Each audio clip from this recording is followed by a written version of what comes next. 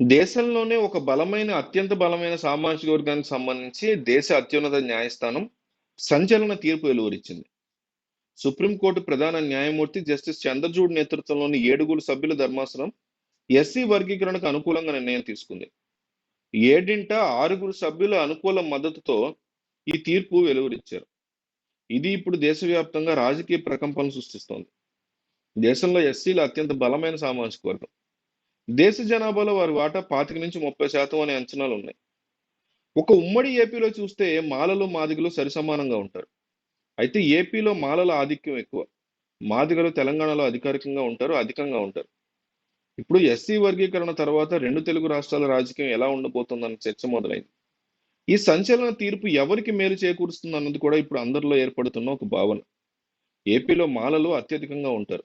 మాదిగల సంఖ్య తక్కువ. మొత్తం రిజర్వ్డ్ సీట్లు 29తో పాటు అనేక ఇతర నియోజకవర్గాల్లో మాలలు ఎక్కువగా ప్రభావితం చేసే స్థాయిలో ఉన్నారు. అలాగే కొన్ని చోట్ల మాదిగల డామినేషన్ ఉంది. ఇక ఎస్సీ వర్గీకరణకి ఆద్యుడు టీడీపీ అధినేత చంద్రబాబు అని చెప్పాలి. తెలుగుదేశం పార్టీకి ఎస్సీలతో మొదటి నుంచి మద్దతు లేదు. దాంతో 97లో మందకృష్ణ మాదిగ ప్రారంభించిన మాదిగల రిజర్వేషన్ పోరాటానికి టీడీపీ సానుకూలంగా స్పందించింది. అలా ఉమ్మడి ఏపీ సీఎంగా చంద్రబాబు ఎస్సీ వర్గీకరణ చేశారు. అలా మాదిగల మద్దతు పొందారు.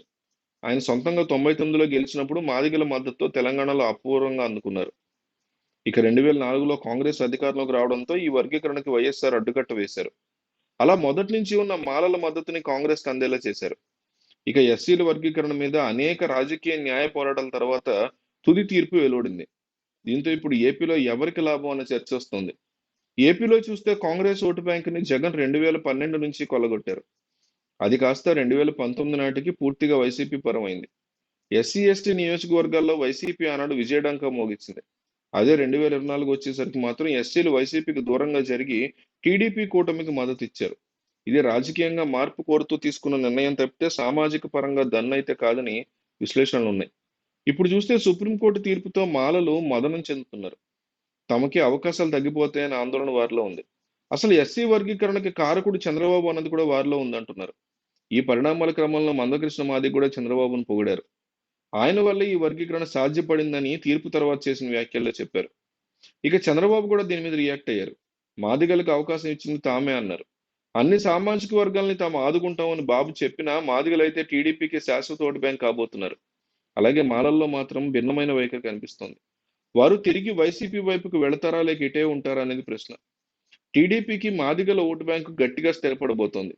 బాబు అన్ని వర్గాల్ని సమానంగా చూస్తామని చెప్పడం పట్ల మాలలు ఎట్లా రియాక్ట్ అవుతారు అనేది వేచి చూడాలి.